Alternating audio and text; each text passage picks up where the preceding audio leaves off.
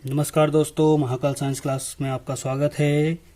जैसा कि आप सब सभी जानते हैं, 11-12 के लिए हम लोगों ने ये चैनल चालू किया है, जिसके अंतर्गत हम लोग 11-12 का फिजिक्स और मैथमेटिक्स यहाँ पे पढ़ाने वाले हैं। हमने पिछली बार मैथमेटिक्स का चैप्टर 1 कंप्लीट कर लिया था। अब हम लोग चैप्टर 2 पढ़ने वाले हैं। आज मैं चैप्टर 2 की शुरुआत करने वाला हूँ। दोस्तों, ये मुख्यतः ज़्यादातर एमपी बोर्ड वालों को काम में आने वाला है। साथ ही में अगर सीबीएसई का कोई स्टूडेंट है जिसमें मैथ्स में ये सिलेबस में ये आपका जो ये वाला चैप्टर जो मैं पढ़ाने वाला हूँ, ये अगर वहाँ पे है तो आप लोगों को वहाँ पे भी ये चैप्टर जो है काम आने वाला है। इसलिए ये आप लोग भी अपने सिलेबस के अकॉर्डिंग इस चैप्टर को पढ़ सकते हैं। लेकिन एमपी बोर्ड में तो ये जनरली हम लोग सिलेबस एमपी बोर्ड के हिसाब से पढ़ रहे हैं। हालांकि हम लोग पूरा डिटेल में पढ़ेंगे, सारे क्वेश्चन करेंगे, जिससे हम मतलब बिल्कुल जीरो से लगा के एंड तक हम लोग हाई लेवल तक जाएंगे। छोटे से छोटे डाउट भी हम यहाँ पे क्लियर करते हुए चलेंगे। तो चलिए इसी के साथ हम लोग आज शुरुआत करते हैं हमारे चैप्टर 2 की। चैप्टर 2 11th का है, ठीक है, मैथमेटिक्स का, जिसका नाम है 3 चरों का युगपत समीकरण एवं वर्गात्मक समीकरण के सिद्धांत। ठीक है, देखो मेनली चैप्टर 2 हमारा 2 भाग में है। 3 चरों का युगपत समीकरण, ये हमारा पार्ट ए हो जाएगा। ठीक है, इक्वेशन ऑफ 3 वेरिएबल्स हम लोग इसको इंग्लिश में कहते हैं। ठीक है, 3 वेरिएबल होंगे जहां पे, ठीक, वेरिएबल मतलब आपके चर, ठीक, 3 वेरिएबल होंगे और 3 इक्वेशन दे रखी होंगी। हम लोगों को उसको सॉल्व करके ए और बी और सी की वैल्यू, एक्स वाई जेड की वैल्यू जिस भी फॉर्म में दे रखी है, हम लोगों को उस फॉर्म की उनकी वैल्यू निकालनी होगी। तो ये हम लोग समझेंगे कि चर क्या होते हैं और सारी चीजें। और दूसरा है थ्योरी ऑफ क्वाड्रेटिक इक्वेशन, मतलब वर्गात्मक समीकरण का सिद्धांत। तो दोस्तों ये पार्ट ए है। ठीक है, हम लोग आज यहाँ पे पार्ट ए स्टार्ट करने वाले हैं। ठीक, पार्ट ए में क्या है, 3 चरों का युगपत समीकरण। ठीक, हम लोग वो आज यहाँ पे समझेंगे। तो देखिए दोस्तों, सबसे पहले तो आपको युगपत समीकरण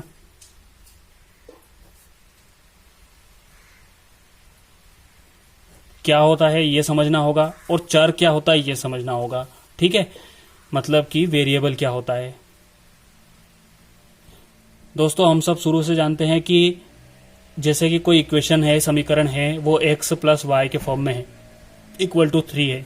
मतलब यहाँ पे कुछ एक x की वैल्यू होगी और यहाँ पे कुछ एक y की वैल्यू होगी, और उन दोनों को जब जोड़ेंगे तो हमारा आंसर 3 आना चाहिए, है ना। तो यहाँ पे हम लोगों ने या 2 1 हो सकता है, 1 2 हो सकता है, 3 0 हो सकता है, 0, अलग अलग चीजें हो सकती है, वो हम लोग निकालना रहती है। तो अब यहाँ पे देखो कि कुछ हम लोगों ने ऐसी चीजें मानी जिनकी वैल्यू हमें पता नहीं है। ठीक है, वैल्यू हम लोगों को नहीं पता, तो वैल्यू नहीं पता है इसलिए हम उनको वेरिएबल्स कहते हैं। तो वैल्यू नहीं पता होने की वजह से हम उनको X Y A B C D इस तरीके से कुछ न कुछ मान लेते हैं। तो इनको हम वेरिएबल्स कहते हैं। तो दोस्तों हमेशा ध्यान रखना कि अगर आपकी इक्वेशन में एक वेरिएबल है तो आपको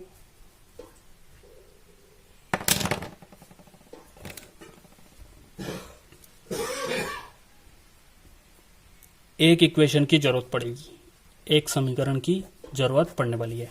ठीक है, यदि आपकी पास 2 वेरिएबल हैं तो आपको 2 समीकरण की जरूरत पड़ेगी। मतलब कैसे, कि मान लो कि 2x बराबर 4 है। ठीक है, एक इक्वेशन हो गई है। तो यहाँ पे एक वेरिएबल है, एक समीकरण है, तो हम x की वैल्यू सीधे सीधे निकाल सकते हैं। लेकिन अगर x प्लस वाई बराबर कुछ 4 है, यहाँ पे 2 वेरिएबल हैं, तो क्या 2 समीकरण है हमारे पास? नहीं है। तो क्या हम x और y की वैल्यू निकाल सकते हैं? नहीं निकाल सकते। हिट एंड ट्रायल मतलब वैल्यू रख के देख सकते हैं। 1 3 हो सकता है, 3 1 हो सकता है, 2 2 हो सकता है ना, 4 0 हो सकता है, 0 4 हो सकता है, लेकिन कुछ भी हो सकता है। लेकिन एग्जैक्ट एक्चुअल में क्या है, उसके लिए हम लोगों को एक इक्वेशन की और जरूरत पड़ेगी। तो 2x बराबर y बराबर 8 हो गया। तो अब हम इन दोनों समीकरण का यूज करके और x और y की वैल्यू निकाल सकते हैं। मतलब ये कि हमारे पास अगर 2 चर हैं, 2 वेरिएबल्स हैं, तो हम लोगों के पास 2 समीकरण होना चाहिए। ठीक है, ऐसे ही हमारे पास अगर 3 वेरिएबल हैं, मतलब कि 3 चर हैं, मान लो कि x y और z, तो हमारे पास कितनी समीकरण होना चाहिए? 3 समीकरण होना चाहिए। तो दोस्तों ये जो यूनिट है वो इसी पे बेसिस है। हमारे पास क्या होगा कि क्वेश्चन होगा जिसमें हमें पास 1 2 और 3 समीकरण दी हुई होगी, 3 वेरिएबल होंगे, तीन चर होंगे और हम लोगों को इन तीनों इक्वेशन का उपयोग करके सीधे उनकी वैल्यू निकालना होगी। ठीक है, अब इससे पहले कि हम लोग कुछ आगे बढ़ें, हम लोगों को यहाँ पे 2-3 चीजें आपको जो कि आप लोगों ने 9th में पढ़ी है या 10th में पढ़ी है, हम उसका रिवीजन करना होगा। ठीक है,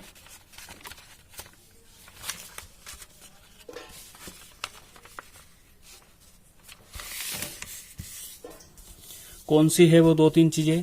तो देखो दोस्तों, सबसे पहली है हमारी विलोपन विधि। ठीक है, दूसरी हमारी है प्रतिस्थापन विधि, सब्स्टिट्यूशनल मेथड।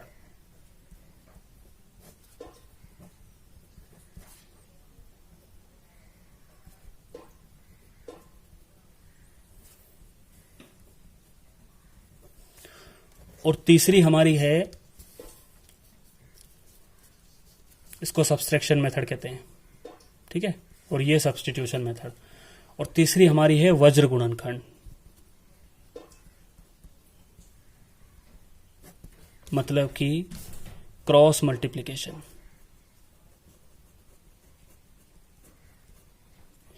ये 3 मेथड होती है। हम लोगों ने 10th में बहुत बार इसको 9th और 10th में हम लोगों ने पढ़ा है। तो सबसे पहले हमको 3 ये मेथड, आपको समीकरण सोल्व करना, इक्वेशन सोल्व करने की ये 3 विधियां या 3 मेथड आपको पता होना चाहिए। तो वो मैं आपको एक फटाफट रिवीजन करा देता हूं और फिर हम लोग इसका पहला क्वेश्चन लेने वाले हैं। ठीक है, तो देखिए, सबसे पहले हो अपने पास है विलोपन विधि।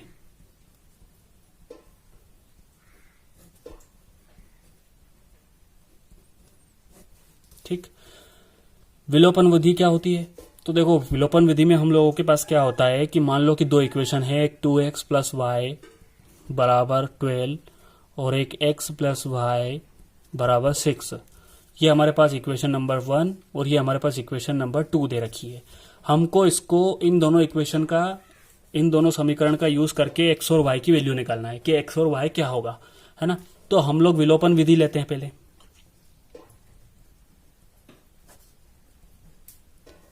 तो विलोपन विधि में हम लोग क्या करते हैं कि दोनों चर, मतलब कि दोनों वेरिएबल्स में से, मतलब x और y, किसी एक को हम चुनते हैं। ठीक है, और उसके साथ जो कांस्टेंट लगा हुआ है, उसके साथ जो भी संख्या है, हम उसको बराबर करने की कोशिश करते हैं। ठीक है, यहाँ पे 3y कर लो, वरना ये दोनों बराबर हो जाएंगे तो फिर लगाने की जरूरत ही नहीं पड़ेगी। चलिए, तो यहाँ पे 2x है और मैं यहाँ पे x को चुनता हूं। ठीक है, x को मैंने चुना। अब यहाँ पे 2x है और यहाँ पे सिर्फ x है। तो हम लोग क्या करते हैं कि इस 2 का मल्टीप्लाई इस पूरे में और इस पूरी संख्या का मल्टीप्लाई उस पूरे में कर देते हैं।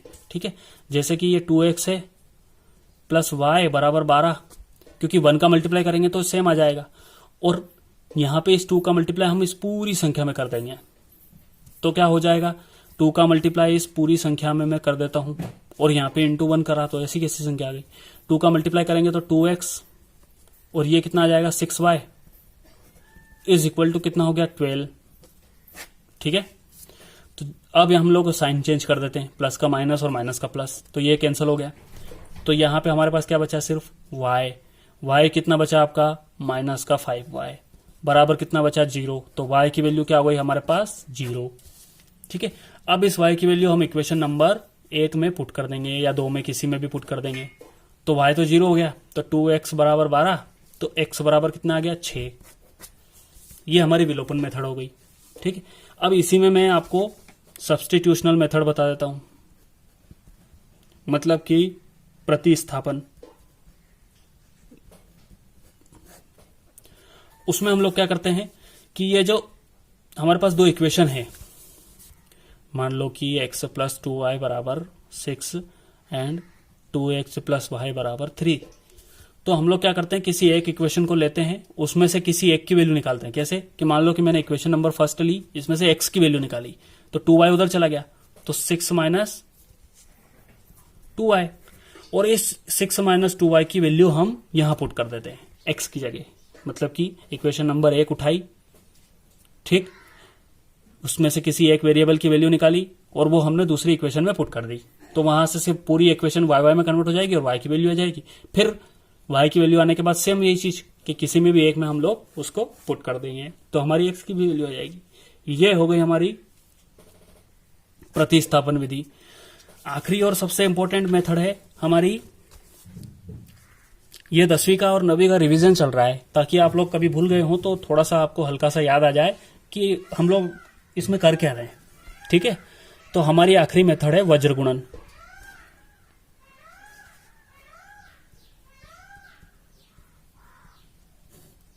वज्र गुणन मेथड, ठीक है, क्रॉस मल्टीप्लीकेशन मेथड। तो इसमें हम लोग क्या करते हैं कि मान लो कि आपके पास इक्वेशन है x plus 2y is equal to 3 और 2x plus 3y is equal to 9, है ना। तो उसमें हम लोग क्या करते हैं कि सबसे पहले x को लेते हैं, ठीक है, इसको छुपा देंगे और इसका क्रॉस मल्टीप्लीकेशन कर देंगे। आया समझ में? चलो इसको ऐसे ना समझते हुए हम लोग इसमें 3 वेरिएबल ले लेते हैं, है ना, ताकि आपको आसानी से समझ में आ जाए कि x plus 2y plus 3z बराबर 0, है ना, और y 3y प्लस, इसी इक्वेशन को ले लेते हैं x plus 2y minus 3 is equal to 0, ठीक है, और 2x plus 3y minus 9 is equal to 0।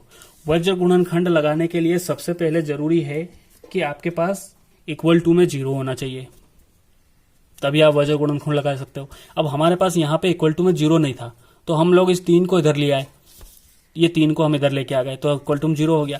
अब हम लोग वज्र गुणनखंड लगा सकते हैं। वज्र गुणनखंड लगाने के लिए सबसे पहले x के अपॉन में क्या आएगा, इस x की लाइन को हम छुपा देंगे, ठीक, इसका गुणा इसमें करेंगे, इसका गुणा इसमें करेंगे, ठीक है। तो दोस्तों सबसे पहले हम लोग क्या करते हैं, आपका राइट टू लेफ्ट ऐसे चलते हैं, ऐसे, ठीक। तो 9 दूनी 18 माइनस का 3 तिया 9, माइनस का 9 क्यों आया, ये माइनस हमेशा आएगा। ये माइनस कैसे आया, ये जो यहाँ पे माइनस का 3 है और प्लस का 3 है, तो प्लस का 3 और माइनस का 3 का गुणा करेंगे तो माइनस का 9 आएगा, ठीक, बराबर y के अपॉन में क्या लेंगे, तो y वाली लाइन को छुपा देंगे, ठीक। फिर हम लोग इधर से गुणा करेंगे, एक बार हम लोग इधर से करते हैं, फिर इधर से करते हैं, फिर इधर से करते हैं शुरुआत में। मतलब कि ये कि मान लो मैं x का गुणा 3 तिया 9 और ऐसे भी कर सकता था, लेकिन मैंने पहले यहाँ का गुणा आएगा, फिर माइनस सीखे वाला। तो अब मैंने y छुपाया, अब हम लोग उल्टा चलना है, इधर से इधर चलना है और इधर से इधर चलना है। तो 9 एकम 9 और ये माइनस तो आता ही है, और साथ में ये 2 प्लस का और माइनस का करेंगे तो माइनस का 6 गुणा। आया समझ में? बराबर। अब हम लोग क्या करेंगे, इस लाइन को छुपा देंगे, ठीक है, इसको छुपाया। फिर से हम लोग इधर से चलना है, 3 का 1 में करेंगे, 2 का 4 में करेंगे, तो 1 माइनस 4, ठीक है। अब चूंकि यहाँ वेरिएबल है नहीं, अगर यहाँ जेड वाई कुछ होता तो हम उसको जेड के अपॉन में ले लेते, तो कुछ भी नहीं है इसलिए 1 के अपॉन में ले लेंगे, ठीक है। तो 1 माइनस 4।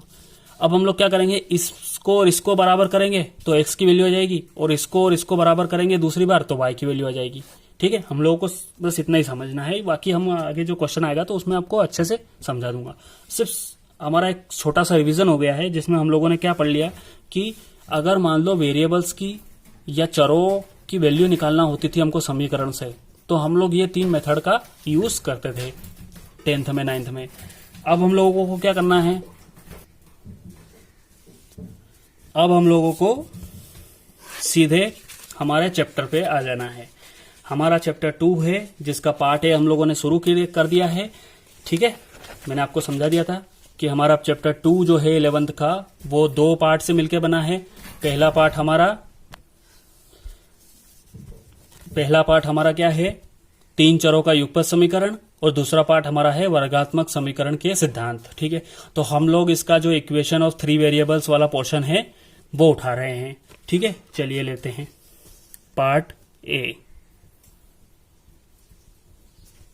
ठीक है, 3 चरों का युगपत समीकरण या इक्वेशन ऑफ विथ 3 वेरिएबल्स।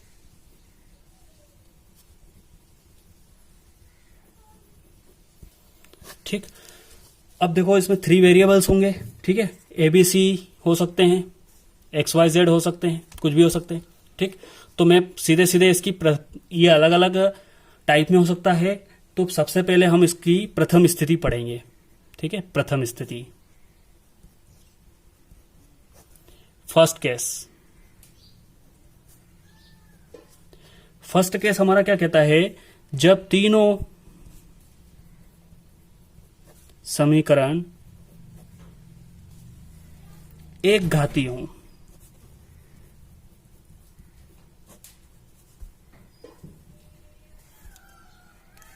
मतलब क्या हुआ, चलो समझते हैं। When all 3 variables have single power, ठीक है, मतलब कि सीधे क्वेश्चन ले लेता हूं और क्वेश्चन से ही समझा दूंगा कि ये इस लाइन का मतलब क्या है ना। क्वेश्चन हमारा है कि मान लो कि x plus Y plus Z बराबर 7, x plus 2y plus 3z बराबर 16 और x plus 3y plus 4z बराबर हमारे पास 22 हो, ठीक है। तो ये हमारी इक्वेशन फर्स्ट हो गई, ये इक्वेशन सेकंड हो गई, ये इक्वेशन थर्ड हो गई। तो एक्स वाई जेड की वैल्यू निकालो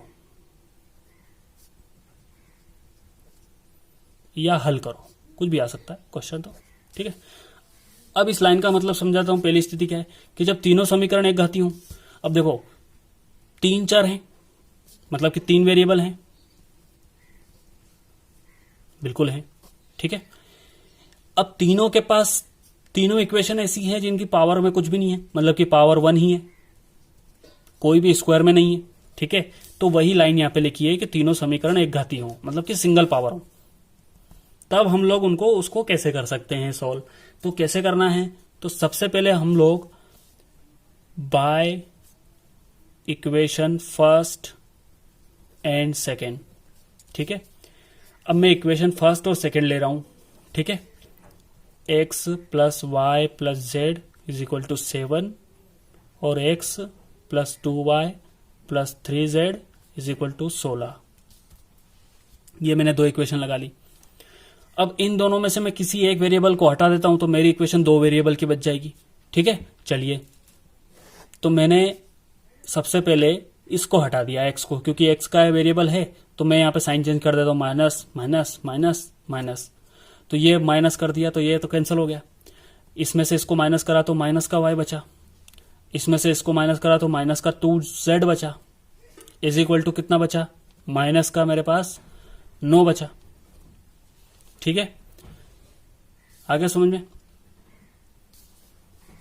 तो माइनस का y माइनस का 2z बराबर माइनस का 9 है ना। तो ये माइनस यहां से कॉमन निकाल देता हूं, तो ये y प्लस 2z बराबर 9 आ जाएगा, या फिर माइनस से माइनस कैंसिल हो गया तो y प्लस 2z बराबर 9। मेरी एक इक्वेशन यहां से बन गई, तो मैंने इसको इक्वेशन नंबर 4 दे दिया। आ गया समझ में। पहले हम लोगों ने क्या करा, equation number first equation number second लेके x को हटा दिया। अब ऐसे ही हम लोग इक्वेशन नंबर सेकंड और थर्ड लेके फिर से x को हटा देंगे, ठीक। चलिए यही ले लेता हूं।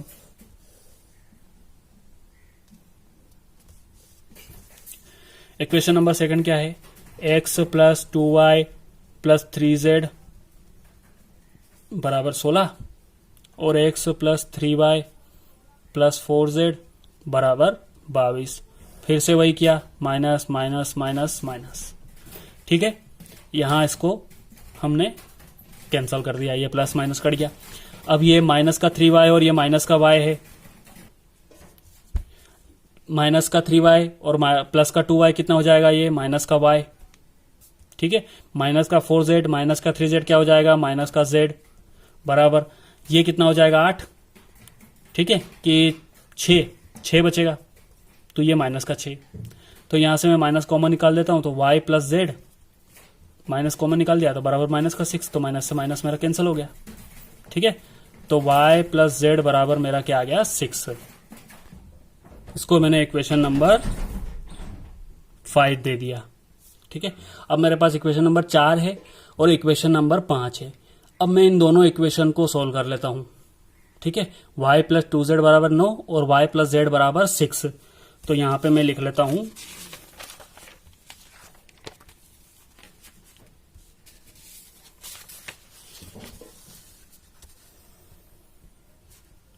By equation 5 and 4। ठीक है, y या y plus 2z is equal to 9 और y plus z is equal to 6। फिर इन दोनों में वही विलोपन विधि लगाता हूं। तो यहां पे तो y ऑलरेडी y है, तो करने की जरूरत ही नहीं है। तो माइनस माइनस माइनस, इन दोनों में से इसको माइनस ये कैंसिल आउट कर दिया क्योंकि प्लस माइनस कैंसिल हो गया।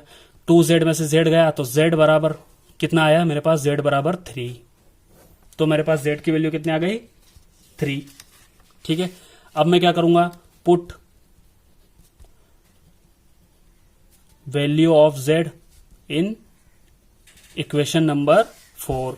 मेरी इक्वेशन नंबर 4 क्या थी, ये दोनों में से किसी में भी पुट कर सकते हैं। मैं इसमें कर रहा हूं y plus 2z is equal to 9। तो यहां से मैं z की वैल्यू पुट कर दूंगा तो मेरे पास y की वैल्यू आ जाएगी। तो पुट करते हैं, y प्लस z पुट करा तो ये 3, z की जगह मैंने पुट कर दिया 3 और 2 तो मेरे पास ऑलरेडी था, इज इक्वल टू 9। तो y plus 6 is equal to 9। तो y मेरे पास कितना आ गया निकल के, 3। 6 उधर जाएगा, माइनस का हो जाएगा। ठीक, अब मेरे पास z कितना है, 3, y कितना है, 3। अब मेरे पास पहली इक्वेशन क्या थी, equation number first, x plus Y plus Z बराबर 7। ठीक है, तो वो मैं यहां पे रखा देता हूं। तो by equation first x plus Y plus Z is equal to 7। x की वैल्यू निकालना है, y की मेरे पास कितनी आई थी, 3, z की मेरे पास कितनी आई थी, 3 इज इक्वल टू 7। तो x इज इक्वल टू कितना आ गया मेरे पास, 7 माइनस 6, क्योंकि ये प्लस 3 होके प्लस का 6 उधर गया तो माइनस का 6 हो गया।